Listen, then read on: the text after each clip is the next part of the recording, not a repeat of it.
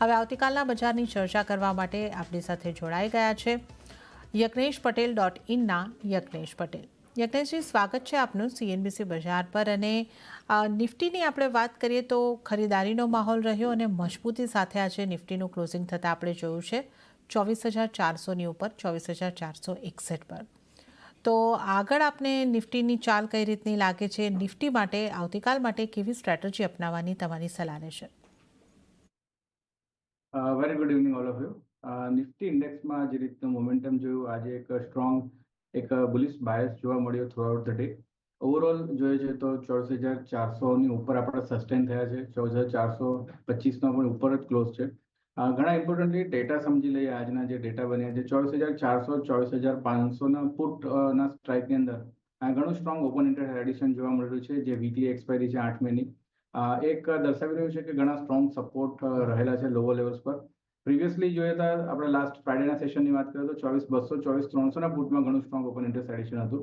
તો ક્યાંક ને ક્યાંક આજે આપણને એ રીતે અપસાઇડ મોમેન્ટમ એક નિફ્ટી ઇન્ડેક્સમાં જોવા મળ્યું. મારું એવું માનવું છે કે જે રીતના ઓપન ઇન્ટરેસ્ટના ડેટા છે, જે રીતે FIS તરફથી પણ ડેટા બિલ્ડ થતા જોવા મળ્યા હતા ફ્રાઇડેના સેશનમાં, પણ ડેફિનેટલી આજે પણ લાગી રહ્યું છે કે પોઝિટિવ ડેટા જોવા મળશે.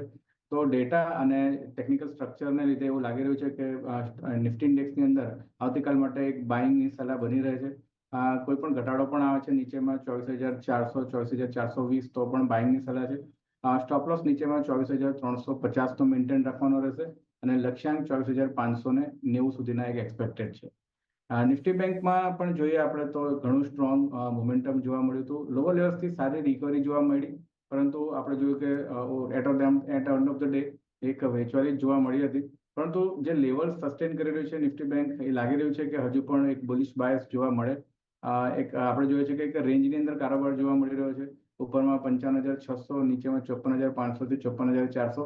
એ રેન્જને હજુ પણ આપણે જાળવી રાખી છે અને અત્યારે રેન્જના લોઅર લેવલને આપણે એક રીટેસ્ટ કરી રહ્યા છે. તો નિફ્ટી બેંકમાં પણ બાઇંગની સલાહ છે.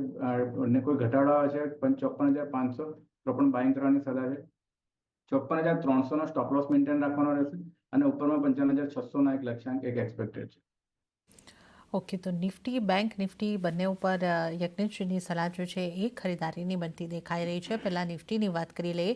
નિફ્ટીમાં ખરીદારી કરીને ચાલો 24,590ના ટાર્ગેટ માટે તમારે આ ખરીદારી કરવાની રહેશે. 24,350નો સ્ટોપ લોસ ધ્યાને રાખો.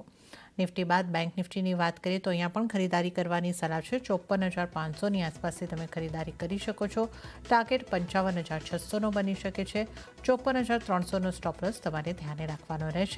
તો યજ્ઞેશજી તરફથી નિફ્ટી બેંક નિફ્ટી બંને ઉપર ખરીદારી કરવાની સલાહ બની રહી છે.